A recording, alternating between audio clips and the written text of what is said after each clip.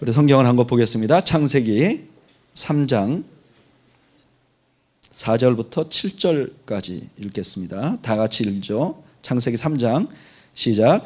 뱀이 여자에게 이르되 너희가 결코 죽지 아니하리라. 너희가 그것을 먹는 날에는 너희 눈이 밝아져 하나님과 같이 되어 선악을 알 줄을 하나님이 아심이니라. 여자가 그 나무를 본즉 먹음직도 하고 보암직도 하고 지혜롭게 할 만큼 탐스럽기도 한 나무인지라. 여자가 그 열매를 따먹고 자기와 함께 있는 남편에게도 주매 그도 먹은지라. 이에 그들의 눈이 밝아져 자기들의 벗은 줄을 알고 무화과나무 잎을 엮어 치마로 삼았더라. 아멘. 저는 개인적으로 이건 아주 순수하게 개인적인 겁니다. 개인적으로 이제 그 양의하고 한의 중에 양의에 더 이제 신뢰감을 갖고 있는 사람입니다. 뭐 특별한 이유는 없어요. 근데 저는 이제 아프면 침 맞으러 가기보다는 그냥 병원에를 그냥 가는 성향이에요. 아주 어렸을 때부터 우리 부모님들이 그렇게 하셨던 것 같아요. 그래서 이제 그냥 그렇게 했는데 그래서 이렇게 한의 치료를 받아본 적이 많지 않아요. 그리고 그런 치료를 통해서 제가 이렇게 많이 유익을 얻은 적도 별로 없어요. 근데 딱 한 번, 제 인생에 딱 한 번 이 침을 맞으러 가서 기가 막히게 효과를 본 적이 있어요. 제가 초등학교 다닐 때 감기가 걸렸는지 감기 이후에 콧물이 계속 나왔어요.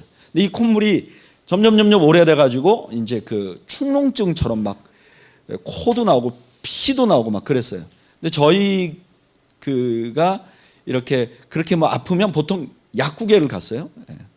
저희가 좀 자라고 나니까 약은 약사에게 진료는 의사에게 이런 말이 나왔어요. 그전에는 그냥 다 약국에서 약을 지어 먹었는데 이게 졸리기만 하지 낫질 않는 거예요. 그래서 저희 어머님이 저를 데리고 병원에를 갔어요. 병원에 가니까 이게 내 생각에 병원에 가면 주사 한 탁 몇 대 맞으면 금방 나을 거라고 생각했는데 이게 안 낫는 거예요. 병원에 가니까 의사 선생님이 그 주사를 한 대 놓고 이쪽으로 소금물을 막 집어넣어요. 이렇게 입 벌리고 있어요. 그럼 이쪽으로 막 코하고 피하고 막 나와요. 또 이쪽으로 막 넣어서 일로 하고. 그 다음에 빗 쬐고 그 가락으로. 그 매줄 그거 하는 건데 이게 너무 고역스러운 거예요. 이렇게. 결국 고쳐지지 않고 한겨울이 다 지나갔던 것 같아요. 그러니까 저희 어머님이 그때 누가 옆에서 어떤 분이 그 미아리 근처에 아주 용한 시각장애인 침술사가 있다. 그 사람한테 가면 그냥 백발백중 다 고친다. 이런 소문을 들은 거예요. 그래서 어머니가 가자. 저희가 그때 살던 데가 서울대 근처에 신림동에 살았는데 그때는 이 버스도 좀 천천히 다니고 서울 시내 교통도 매우 좋지 않아가지고 거의 한 1시간 반이 넘게 걸렸던 것 같아요. 근데 학교가 끝나면 어머니가 저를 데리고 그 이제 침 맞으러 가는 데를 가는 거예요. 1시간 몇 분 동안 걸려서. 근데 가보니까 이게 과관이 아니에요. 신발을 벗고 들어가니까 접수를 하고, 근데 사람들이 다 누워 있는 거예요. 누워 있는데 막 어떤 사람 얼굴에, 어떤 사람 배에, 어떤 사람 등에 침을 꼽아놓고 누워 있는 거예요. 초등학생이 얼마나 무서웠겠어요. 가가지고 갔더니 정말 이분이 앞이 안 보이는 분이에요. 생각해 보세요. 이게 앞이 안 보이는 분이 침울을 찔러가지고 이게 병이 났는데 이게 믿어지질 않는 거예요. 그리고 제가 어렸을 때 그렇게 이제 그 시각장애를 가지신 분들이 이렇게 검은 안경, 선글라스를 끼고 계시잖아요. 그러니까 그것도 굉장히 무섭고 신뢰도 안 되고 그리고 굉장히 두려움이 있는 침을 막 꼽아는.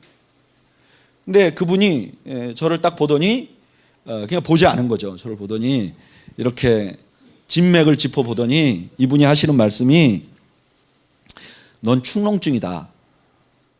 그래서 너는 침을 맞아서 고쳐야 한다.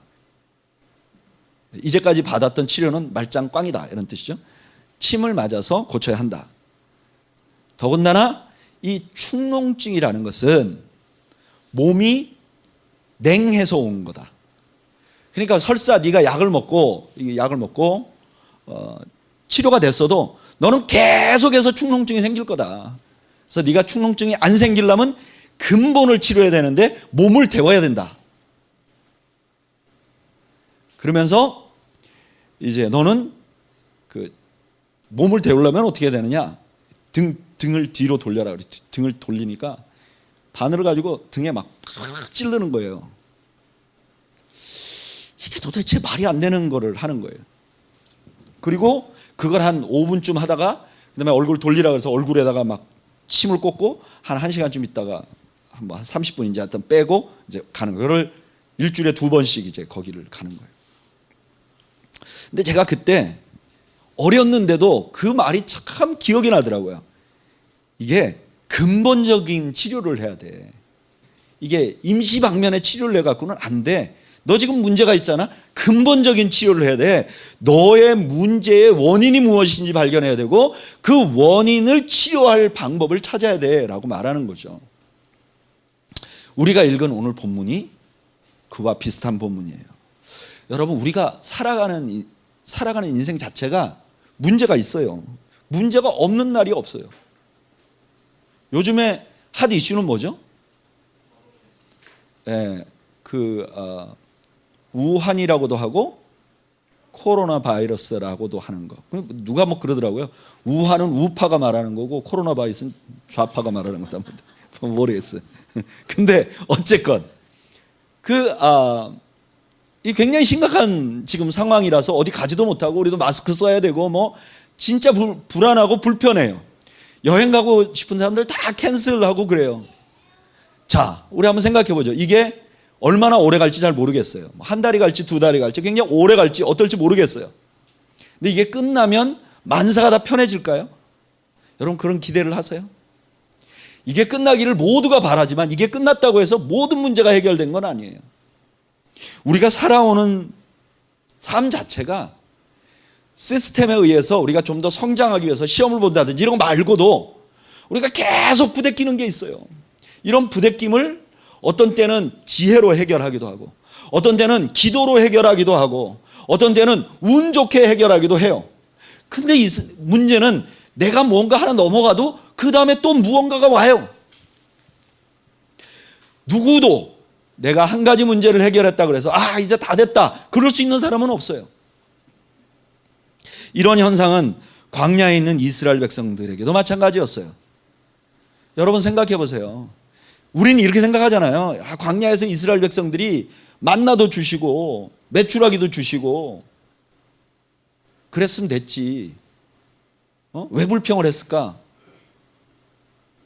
그렇게 생각하는 사람도 있더라고요. 근데 여러분 가만히 생각해 보세요. 우리가요 대부분 밥도 먹고 가끔 고기도 먹어요. 근데 우리 불평하잖아요. 근데 그것밖에 없었어요. 그것만 유지가 됐어요. 나머지는 뭐예요? 계속 날마다 불편함이 생기는 거예요. 바람이 어느 날 많이 불기도 해요. 어느 날은 뒤에서 적들이 공격하기도 해요. 어느 때는 가다가 다치기도 해요. 안정적인 주거도 없었어요. 그러니까 이 사람들이 광야에서 사는 것 자체가 고난이에요. 근데 용하게 이 사람들이 어떤 때는 기도를 하면서 기도하면 하나님이 해결해 줘요. 또 용하게 어떤 때는 이 사람들이 능력으로 이 광야의 위기를 벗어나요. 적들이 오면 자기들이 전쟁에서 이기기도 해요. 그런데 계속해서 문제가 있어요. 왜 그러냐? 오늘 본문은 왜 그런 일이 있는지를 보여주는 거예요. 너희들이 겪는 모든 문제의 근본이 무엇인지 보여주는 거예요. 우리가 살아가는 인생의 살아가는 인생에 일어나는 모든 문제, 그것이 질병이든 그것이 관계의 문제건 그것이 경제적인 문제든 하여튼 모든 문제의 근본이 무엇인지를 오늘 성경이 보여주는 거예요. 오늘 성경의 시작은 뱀이라는 짐승이 등장을 해요. 뱀은요, 이 유대인들에게는 아주 특별한 느낌이 있어요. 왜냐? 뱀은 원래 그 애굽에서는 왕의 상징이었어요. 그래서 여러분들 영화 같은 데 보면 이집트 왕이 그 코브라 같이 생긴 지팡이를 들고 있잖아요. 그러니까 이집트에서 이 뱀은 다스리는 왕권을 상징했어요. 그리고 영험한 짐승이에요. 근데 광야에서 뱀은 어떠냐? 흔히 길거리에서 보일 수 있는 것이에요. 근데 이게 한번 물면 치명적인 상처를 남기거나 목숨을 빼앗을 수 있는 아주 치명적인 짐승이에요. 잘 생각해 보세요. 아주 영험하지만 아주 치명적인 독을 가진 짐승이 등장을 해요. 뭔가 신령하지만 우리에게 치명적인 악을 행할 것 같은 느낌이 들잖아요. 근데 그 뱀이 말을 해요. 여러분 안 놀라세요? 뱀이 말을 한다니까. 우린 영화를 너무 많이 봐가지고 뭐 아바타 뭐 이런 거 봐가지고 뱀 정도가 말하는 건 아무것도 아니에요. 근데 사실 뱀은 말을 못해요. 알죠? 성경에 짐승이 말한 게 딱 2번밖에 안 나와요. 여기하고 사사기서, 민수기서. 나귀가 말을 하는 거. 그다음에 이 뱀이 말하는. 그러니까 성경 전체에 짐승이 말한 게 그러니까 이 사람들이 아무도 경험하지 못한 깜짝 놀랄 일이죠. 그런데 민수기서에 보면 발람 선지자가 이스라엘을 저주하러 가니까 나귀가 막 괴롭혀요. 그러니까 막 때리니까 왜 나를 때리냐 이렇게 말했단 말이에요. 근데 그때 나귀가 말을 하게 한 것은 하나님이 하신 거예요. 무슨 말이냐? 짐승이 말했다는 건 짐승의 말이 아니라는 거예요. 그 뒤에 뭔가 조종하는 말이 있다는 거예요. 그래서 이 뱀이 와가지고 제일 먼저 한 말이 뭐냐? 4절 5절에 너희들은 죽지 않을 거라는 거예요. 선악을 알게 하는 나무의 열매를 따먹어도 죽지 않을 거라는 거예요. 여러분 이 말은 조금 전에 하나님이 하신 말씀이 있었어요. 2장 17절에 정령 죽으리라. 저거 먹으면 죽으리라. 하와는 하나님의 말을 듣지 않고 뱀의 말을 따랐어요. 하나님의 말씀을 듣지 않고 뱀의 이야기에 귀를 기울였어요. 이게 모든 인류의 문제예요. 문제의 근본이에요. 여러분 우리는 항상 2가지 음성을 들어요. 한 가지는 하나님의 말씀이에요. 그 다음에 또 하나는 우리가 알지 못하지만 어떤 음성이에요. 근데 우리가 하나님의 음성을 들어야 살아요. 근데 하나님의 음성을 듣지 못하면 죽는 거예요. 문제가 생기는 거예요. 우리 이 인류의 문제는 뭐냐면 하나님의 음성을 듣지 않는 데 있어요.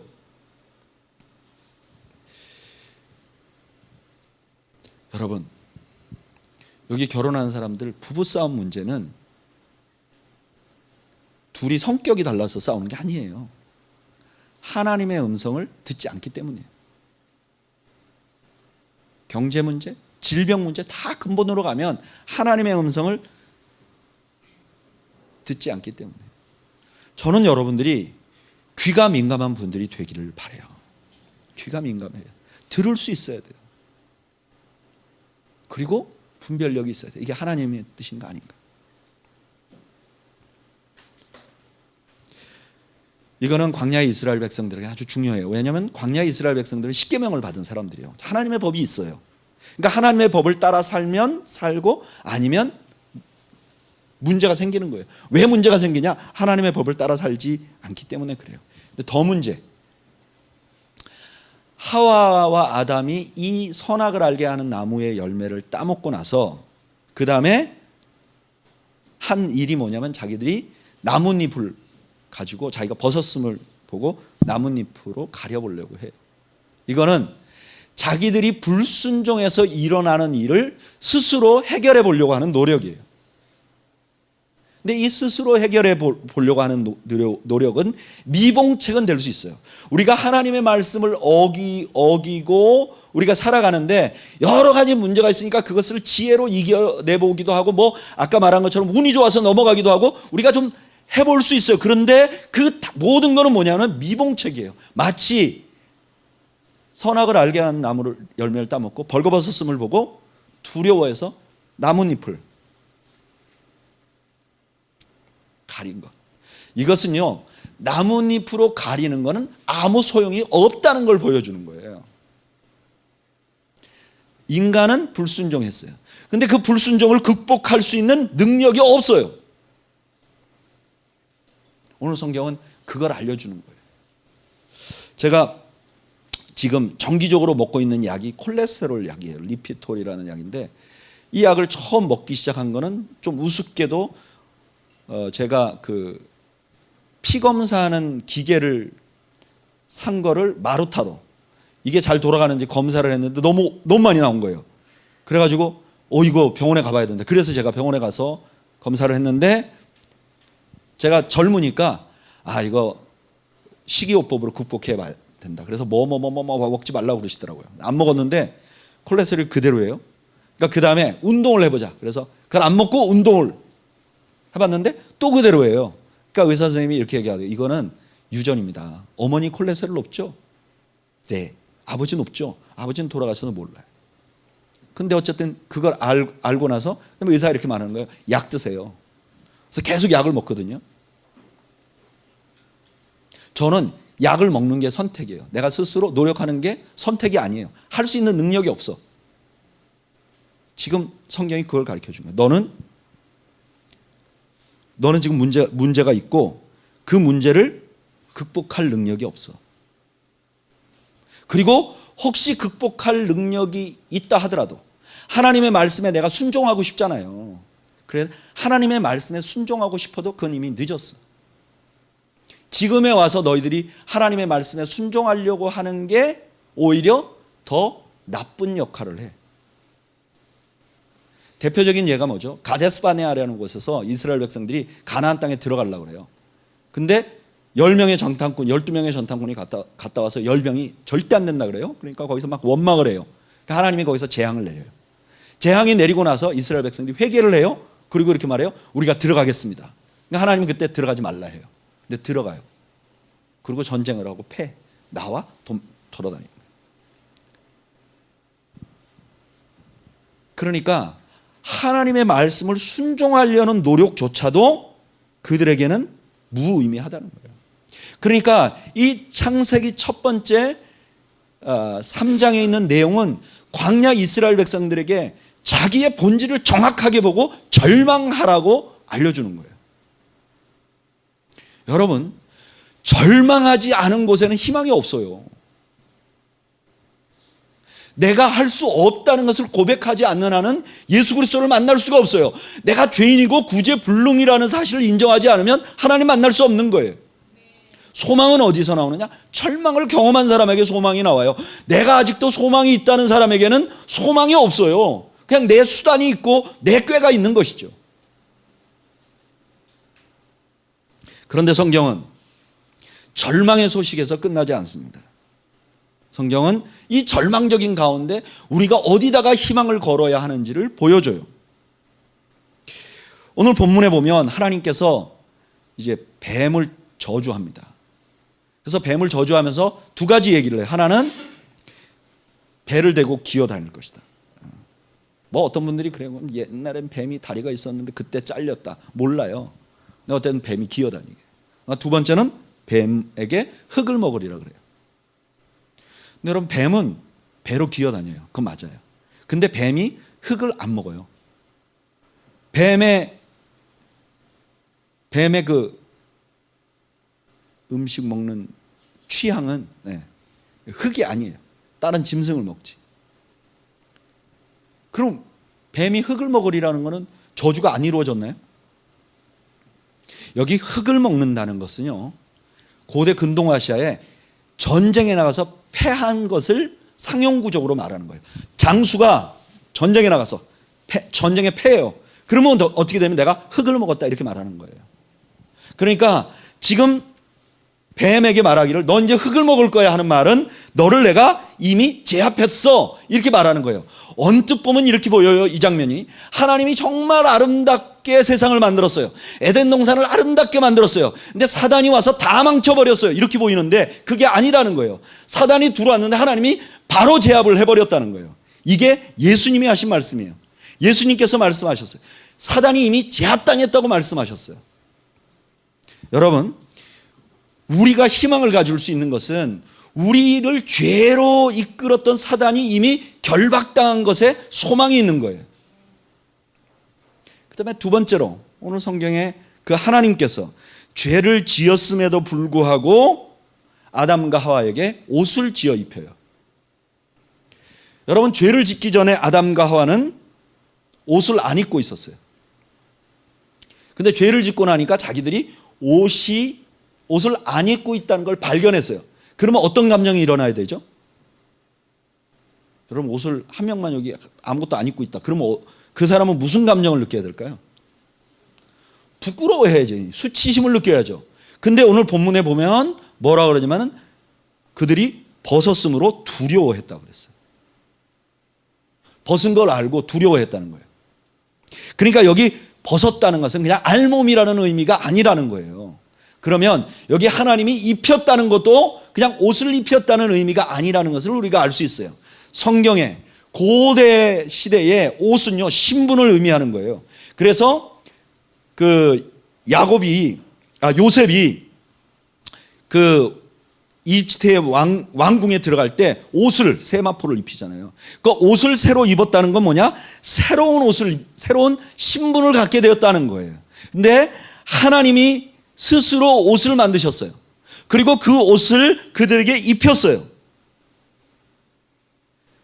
그러니까 이것은 어떤 의미가 있냐면은, 여러분, 우리가 죄를 져서 우리가 망가졌어요.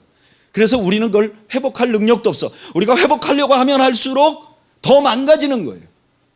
그런데 우리가 소망을 가질 수 있는 게 있는데, 그것은 하나님이 우리를 죄짓게 한 사단을 결박시켰어요. 그 다음에 또 하나님이 하신 일이 무엇인가?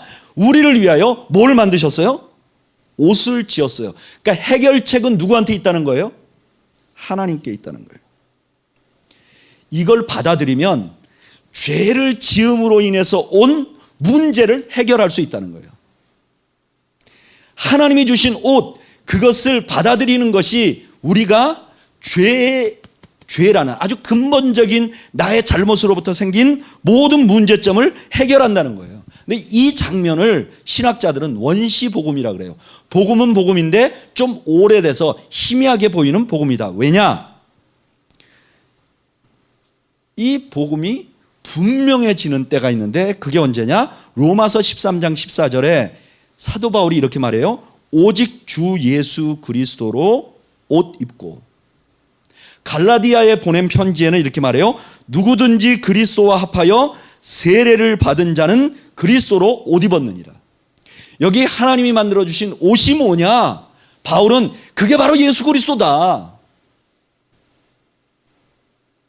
어떤 목사님들은 그래요. 그 옷이라는 게 가죽 옷인데 그럼 누군가 죽었을 거 아니냐? 틀림없이 양이 죽었을 거다. 뭐 양이 죽었으니까 그건 희생이고 뭐 이렇게 막 복잡하게 얘기해요.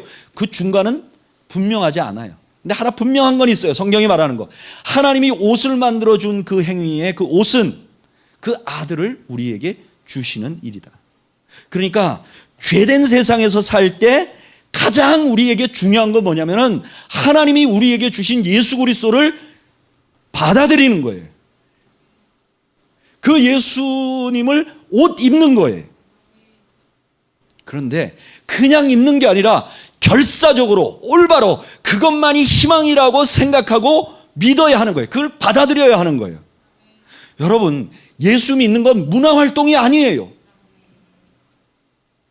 믿어도 되고 안 믿어도 되는 게 아니에요. 이건 결사적으로 받아들여야 돼요. 이거밖에 소망이 없는 거예요. 예수님 이외에는 우리가 죄로 인해서 생겨난 어떤 문제도 해결할 수가 없어요. 그럴 능력이 없어요. 그런데 하나님께서 우리에게 옷으로 입히셨어요. 예수 그리스도를 입히신 거예요. 우리가 옷을 입음으로 그 모든 문제에 뭐가 없어지냐? 근본이 없어진 거예요.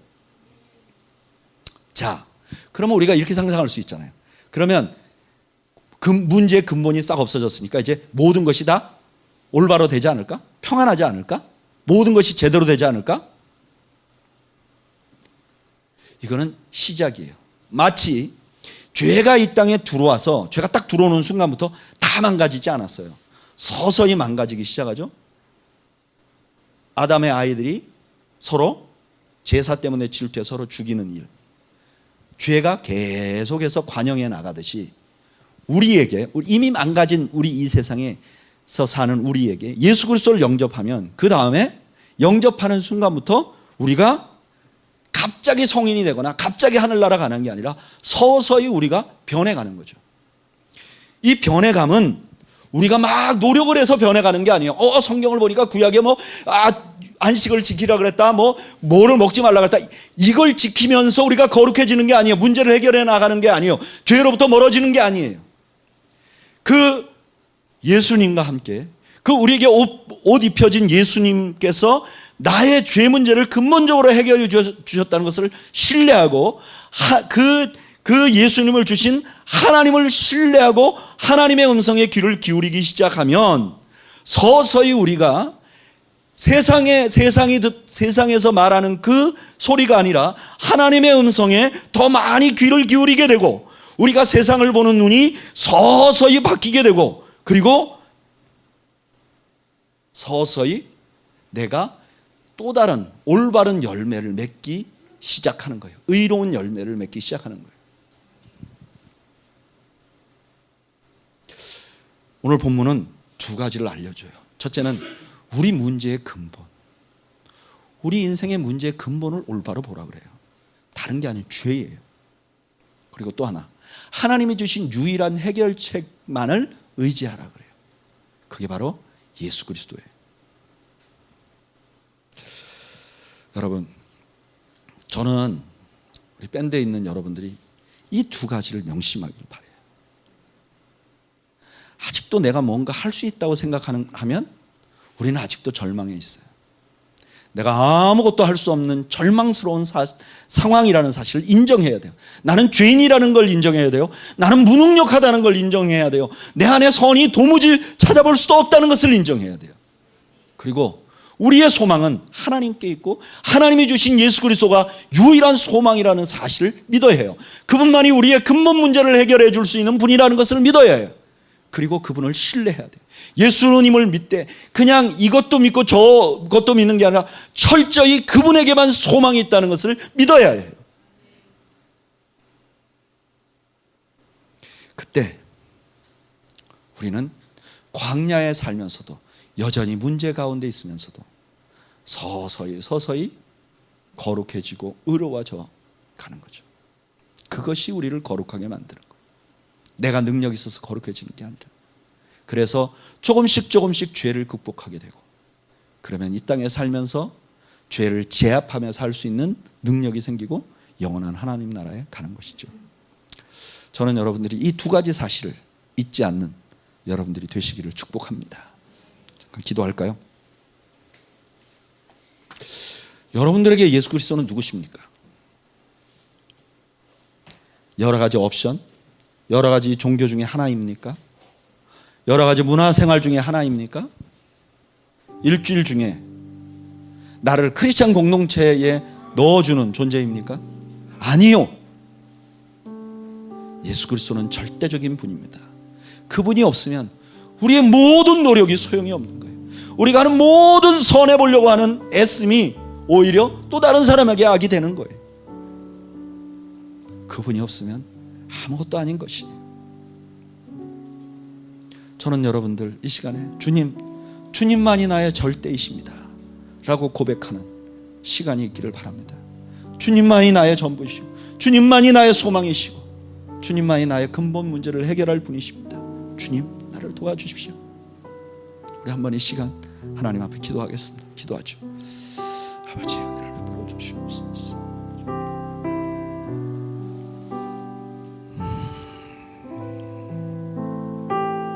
아버지, 도와주시옵소서.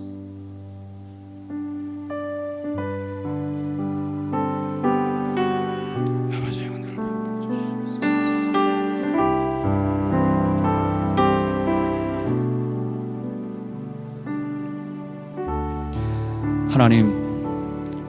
하나님 앞에 이 시간 우리가 전적으로 무능력하고 예수 그리스도만이 우리의 유일한 소망임을 고백합니다. 주님이 나의 절대 소망이며 절대 희망임을 고백합니다. 주님, 우리 남은 인생을 그 주님을 의지하고 살아가도록 주여 저희들에게 자비를 베풀어 주옵소서. 예수님의 이름으로 기도하옵나이다. 아멘.